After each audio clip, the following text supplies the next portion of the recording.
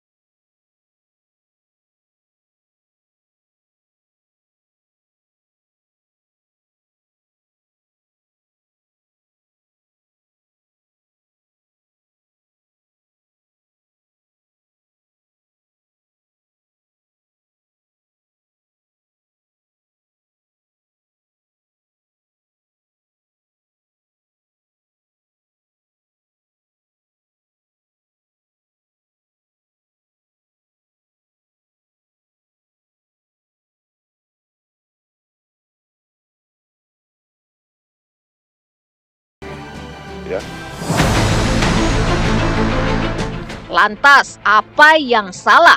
Benarkah ada blunder komunikasi yang membuat istana terus menuai kritikan?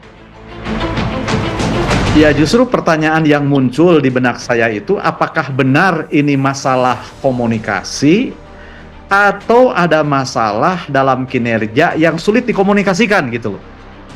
Kenapa saya tanya begitu? Sebab kalau masalahnya Presiden atau pemerintah lupa mengurusi urusan komunikasi, ya tidak juga.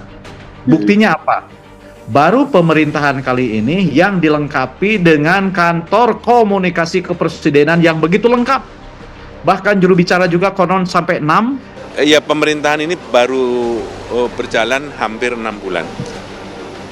Belum setengah tahun berjalan, sehingga pola komunikasi masih terus menyesuaikan dan mencari bentuk, kadang-kadang efektif, kadang-kadang tidak efektif, kadang-kadang bagus, tapi kadang-kadang ada beberapa penyimpangan pesan yang disampaikan. Karena itu menjadi evaluasi terus-menerus bagi pemerintahan Presiden Prabowo dan upaya untuk terus memperbaiki sistem dan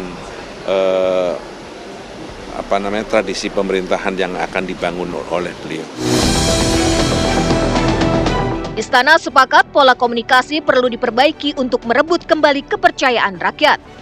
Prabowo pun sudah memperingatkan jajarannya, jangan sampai sudah banyak terobosan yang dilakukan tapi tidak ada gaung keberhasilan karena narasinya pas-pasan.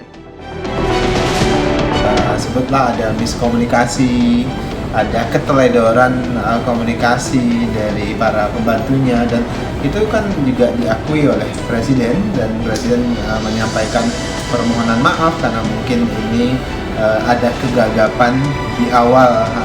Itu hal yang wajar, namun Presiden secara resmi di dalam rapat kabinet, kemudian di rapat-rapat terbatas juga sudah mengingatkan semua menteri, semua pejabat di bawah presiden di semua level untuk memperbaiki pola komunikasinya agar kemudian tidak memproduksi narasi yang multitafsir yang bisa ditafsirkan justru negatif sehingga mengganggu kerja-kerja pemerintah. Menurut saya tindakan solutifnya sekurang-kurangnya ada dua. Yang pertama mengefektifkan tim komunikasi presiden. Tidak perlu terlalu banyak. Karena semakin banyak personalnya, maka koordinasinya akan semakin menantang.